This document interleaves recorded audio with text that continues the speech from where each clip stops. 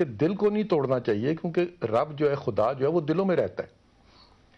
تو کسی بندے کا قتل جو ہے، کسی بندے کو مارنا جو ہے، کسی بندے کو ختم کرنا جو ہے، وہ دراصل ایسے ہی ہے کہ جیسے آپ خدا نخواستہ رب پر حملہ کرتے ہیں. آپ اس کو اس حد تک مقام دیا گیا. تو یہ ہماری سوسائٹی کا ایک رجحان ہے کہ ہماری سوسائٹی جو ہے وہ تو اس حد تک برداشت کی سوسائٹی ہے. اس کا باٹم لائن کیا ہے؟ اس کا سینٹرل پوائنٹ کیا بنتا ہے؟ جی، باٹم لائن یہ میں آپ کو بتانا چاہ رہا ہوں کہ سوسائٹی ایسی نہیں تھی ہماری اسٹیٹ نے اس سوسائٹی کو متشدد بنا دی ہے، کیونکہ اسٹیٹ کے مقاصد اپنے ہوتے ہیں. ہماری سوسائٹی جو تھی وہ برداشت کی سوسائٹی تھی، وہ تحمل کی سوسائٹی تھی، وہ محبت کرنے والی سوسائٹی تھی. وہ کسی کو بھی قتل کرنا جائز نہیں سمجھتی تھی، بلکہ برداشت کرنا جو ہے اس کو ترجیح دیتی تھی. لیکن جو ہماری ریاست تھی، ہماری ریاست کے مقاصد کچھ اور تھے. ہماری ریاست، دیکھیے تعلیم کون دیتا ہے؟ اس کا فیصلہ ریاست کرتی ہے. ٹیلی ویژن پر کوئی آپ پروگرام چلے گا، اس کا فیصلہ ریاست کرتی ہے. میں چاہتا ہوں کہ ہم سولوشنز کی طرف بھی جا سکیں. ہم سولوشن پہ اس وقت تک نہیں جا سکتے، ہم سولوشن پہ اس وقت تک جا ہی نہیں سکتے ہیں جب تک کہ ہم ان سب چیزوں کو سمجھنے کی کوشش نہیں کریں گے. اور اگر ہم ان سے گریز کریں گے، ہم ان کو ادھورا چھوڑ کر بھاگنے کی کوشش کریں گے، تو دراصل پھر ہمیں اس ڈیبیٹ کو کرنا ہی نہیں چاہیے. اگر ہم اس ڈیبیٹ کو کرنے سے خوفزدہ ہیں.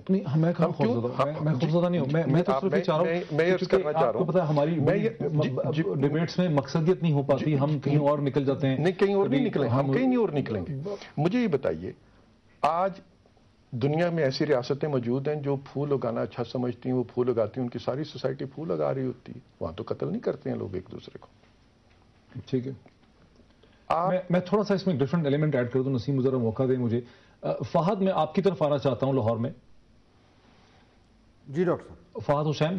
فہد دیکھیے، آپ سارا دن، میں اور آپ اور نسیم، ہم سارا دن اس پہ ڈسکشن کرتے رہے، کئی گھنٹے آپ لوگوں کو لیتے بھی رہے، کلپس بھی چلتے رہے، سیاستدانوں کی پوزیشنز بھی آتی رہیں، آپ بے تحاشا سوال پوچھتے رہے. یہ جو اب دن ختم ہو رہا ہے اور یہ سارا واقعہ بھی آپ کے سامنے ہے، اس کے ریئیکشنز بھی آپ کے سامنے، کیا چیز مسنگ تھی؟ مسنگ، اگر آپ ڈاکٹر صاحب بات کر رہے ہیں ڈیبیٹ کی، تو اس میں جو میں اور آپ اور نسیم بات کرتے رہے اس کا جواب ہمیں اینڈ تک نہیں ملا.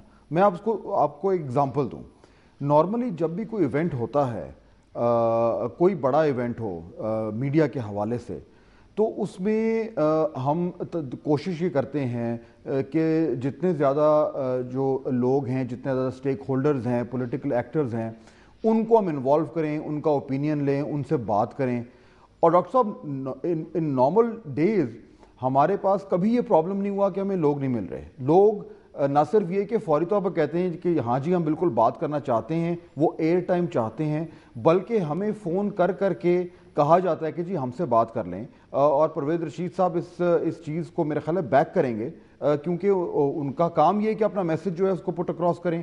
پرویز رشید صاحب انفارمیشن کو دیکھتے ہیں، ان کا کام یہ ہے کہ ان کی پارٹی کا جو پوائنٹ آف ویو ہے وہ آگے جائے. چنانچہ ہماری یہ میڈیا اور سیاستدانوں کا یہ ایک جسے کہتے ہیں کہ ایک یہ چلتا رہتا ہے سلسلہ. آج کے دن تمام تر کوششوں کے باوجود ہم 3-1 گھنٹے تو میں، آپ اور نسیم بھی بیٹھے رہے نا، کوئی آنے کو تیار نہیں تھا. اور یہ صرف ہمارے چینل کی بات نہیں ہے، تمام چینلز پہ لوگ چھپ رہے تھے، لوگ چھپ رہے تھے. پاکستان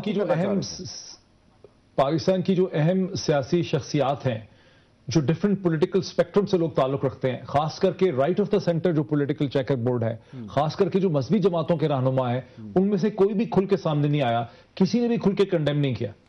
نہ صرف یہ کہ انہوں نے کھل کے کنڈیم نہیں کیا، بلکہ میں تو کہوں گا آپ تو مذہبی رہنماؤں کی بات کر رہے ہیں. اگر آپ سیاسی جو ہماری لیڈرشپ ہے اس کو لیں، ہاں چند ایک لوگ تھے جو آئے، لیکن بالکل ان کو آپ اپنی ایک ہاتھ کی انگلیوں پہ گن سکتے ہیں. ہر شخص یا تو فون بند کر رہا تھا یا بات نہیں کرنا چاہ رہا تھا. اس کی کیا وجہ ہے؟ اس کی وجہ یہی ہے نا جو مسئلہ ہم ڈسکس کر رہے تھے کہ اس موضوع پہ کوئی پبلک میں آ کے بات نہیں کرنا چاہتا، کوئی کمٹ نہیں کرنا چاہتا، کوئی پوزیشن نہیں لینا چاہتا. تو ڈیبیٹ کیسی ہوگی؟ اچھا، یہ تو اس میں اتنا خوف کا جو ایلیمنٹ ہے، ذرا میرے ساتھ رکھیے. نسیم، جاوید غامدی صاحب جو ہیں میرے ساتھ ہیں، میں ان سے بھی پوچھتا ہوں، بلکہ آپ بھی سوچیں کہ کیا ہمیں پوچھنا چاہیے. غامدی صاحب السلام علیکم. وعلیکم السلام.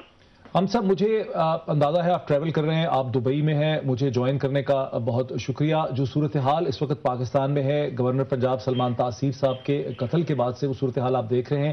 ابھی میرے ساتھ میرے کولیگ فہد حسین مجھے بتا رہے تھے سارا دن کی براڈ کاسٹ کے نتیجے میں کہ پاکستان کی اہم سیاسی شخصیات ایسا لگتا ہے کسی خوف میں ہیں. لوگ اس قتل کے بعد بھی پوزیشن لینے سے اور زیادہ گریز کر رہے ہیں. ایک خوف کی سی صورتحال ہے. ہم اتنا بڑا مسلم ایک معاشرہ ہے, 18 کروڑ لوگوں کا معاشرہ ہے, ہمیں ایسا لگتا ہے کہ ہمیں خوف نے کنٹرول کر لیا ہے. کیا وجہ آپ کو سمجھ آتی ہے؟ آپ کے خود بھی آپ نے ایکسپیرینس کیے ہیں یہ سارے واقعات, کیا وجہ کیا ہے؟ ہم اس حالات تک کیسے پہنچ گئے؟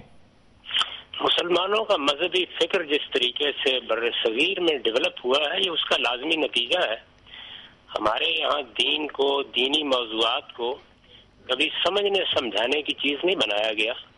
وہ ہمیشہ جذبات کی نگاہ سے دیکھے گئے, جذبات کے ساتھ بیان کیے گئے, اور جذبات ہی کو ان کا معیار سمجھا گیا ہے.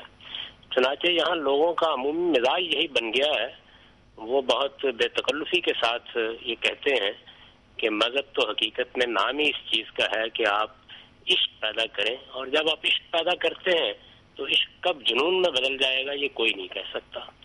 چنانچہ وہی صورتحال ہے جس کو آپ اس وقت دیکھ رہے ہیں. میں تو اسی وجہ سے یہ قطعی رائے رکھتا ہوں کہ جب تک مسلمانوں کے بالخصوص بر صغیر میں مذہبی فکر کو ریفارم نہیں کیا جائے گا, یہاں دہشت پسندی کو, انتہا پسندی کو اور قتل و غارت کو, مذہب کے نام پر قتل و غارت کو ختم نہیں کیا جا سکتا. غازی صاحب, لیکن سلوشن کیا دیں گے آپ؟ میں چاہتا ہوں کہ ہم سلوشنز کی طرف جائیں. ہمیں مار تو بہت پڑ چکی ہے, اور آج ایک مزید یعنی اتنا بڑا واقعہ ہو گیا, اس کے بعد جو خوف ہے, تو سلوشنز کی طرف ہم کیسے جائیں؟ پوری جرات مندی کے ساتھ اپنی قوم کو ایجوکیٹ کرنا چاہیے. میرا احساس یہ ہے کہ جو لوگ اس طرح کے رویوں کو غلط سمجھتے ہیں وہ بھی خوف زدگی کے عالم میں جس طرح ان کی مذمت کرنی چاہیے, ان کی غلطی واضح کرنی چاہیے. میں تو مذمت کے لفظ کو بھی کافی نہیں سمجھتا. یہ جہالت ہے, اور جہالت کو جب تک آپ جہالت کہہ کر ختم نہیں کریں گے اس وقت تک یہ آپ کے سر پر چڑھ کر بولے گی. مجھے اندیشہ ہے کہ آج جو باتیں کہنی مشکل ہو رہی ہیں, اس سے کم تر باتیں بھی کل کہنی مشکل ہو جائیں گی. صاحب میرے ساتھ رہیے ذرا. میں نسیم قادری صاحب کہتے ہیں کہ آج جو باتیں کہنی مشکل ہو رہی ہیں, ان سے کم تر باتیں جو ہیں وہ کل کو کہنی مشکل ہو جائے گی. خوف کی یہ جو فضا ہے اس قسم کی, آپ کے خیال میں اس میں سے ہم نکلیں گے کیسے؟ ہیڈ آن کانفرنٹیشن کر کے نکلیں گے پالیسی میکنگ میں, کوئی وایا اراؤنڈ طریقہ اس کا نکالیں گے, کیسے نکلیں گے؟ نہیں, ایشو پالیسی میکنگ کا تو کم رہ گیا میرا خیال ہے. ایشو پالیسی میکنگ کا, پالیسی کا تھا. جیسے یہ بھی کہہ رہے تھے پرویز رشید صاحب, ٹھیک کہہ رہے تھے, 80 کی دہائی سے پہلے یہ نوعیت تو نہیں تھی آپ کے ملک کی کہ جہاں لیک آف ٹالرنس ہو, جہاں کوئی بات نہ کر سکے, جہاں دہشت گردی کی یہ انتہا ہو. وہ تو خیر تاریخ کا حصہ ہے. جہاں جس نہج پہ آج کھڑے ہیں, آج آپ ابھی میں سن رہی تھی اور چینلز پہ آئے, مولانا فضل الرحمان بھی آئے, انہوں نے بھی کنڈیم کیا, اور بھی پولیٹیشین مختلف جگہوں پہ آ رہے تھے. ہمارے پر کم آئے, کہیں زیادہ آئے. میرے لیے یہ اہم نہیں کہ آج جو کنڈیمنیشن, مولانا فضل الرحمان سے ہماری بات ہو سکے, لیکن تو آپ سنیں گے نہیں مل رہا. نہیں, بات یہ ہے کہ میں تو یہ کہوں گی کہ پرویز رشید صاحب کی بات جو ہے اپنی جگہ درست ہے, لیکن انہی سے میں پوچھوں گی کہ سیاستدانوں نے کیا رول ادا کیا ہے پچھلے کچھ مہینوں میں. ہم اگر آسیہ بی بی کے جو سیشنز کورٹ نے ججمنٹ دی 23 نومبر کو, اس کے بعد سے آج تک 42 دن کا سفر ہے پاکستان کا, جب سے لے کے آج تک. وہی اسی کیس نے اس چیز کو ٹریگر کیا پھر سے, اور ڈیبیٹ شروع کی. ڈیبیٹ کیا شروع کی, اور میں آپ سے بھی اور جو ابھی ڈاکٹر سعد کہہ رہے تھے اس سے بھی اتفاق پوری طریقے سے نہیں کرتی. میرا خیال ہے کہ اپنے چینل کی ہم بات کر سکتے ہیں. ہم نے کوشش کی کہ ڈیبیٹ کو آگے لے جائیں, بات چیت کو آگے لے جائیں, لیکن سیاستدان خود ڈر گئے نا. سیاست, میں یہی کہہ رہی ہوں, سیاستدان کوئی پوزیشن نہیں لیتے. دیکھیے آج سلمان تاثیر صاحب مارے گئے تو سب نے کنڈیم کر دیا. بات یہ نہیں ہے, بات یہ ہے کہ جب معاشرے کے کچھ لوگ اٹھ کھڑے ہوتے ہیں اور وہ کہتے ہیں کہ یہ اس آدمی کو مار دو, اس کو ختم کر دو, اس کو نکال دو, اس کے ساتھ یہ کر دو, تو پھر کوئی اور اٹھتا طے کہنے کہ جی یہ بات غلط ہے، یہ ایک جمہوری ریاست ہے، ایک یہاں اسلام کی جو ہے ترجیحات، اس میں ٹالرنس ہے، اس میں اللہ تعالیٰ رحیم اور کریم ہے نا. اور یہ جو بات کر رہے تھے ابھی پرویز رشید صاحب بالکل درست کہہ رہے تھے. نہیں میں آپ کو بتاؤں قرآن میں جیسے وقیم الصلاۃ وآتوا الزکاۃ، مطلب جگہ جگہ کے نماز قائم کرو اور زکات دو. لیکن میں ایک دفعہ میں نے پڑھا تو میرے رونگٹے کھڑے ہو گئے. اچھا مجھے let me take a break. اچھا ناصرین ایک بریک لیتے ہیں، اور بریک کے بعد اسی پوائنٹ سے جہاں نسیم بات کری اسی پوائنٹ سے ڈسکشن کو کنٹینیو کریں گے.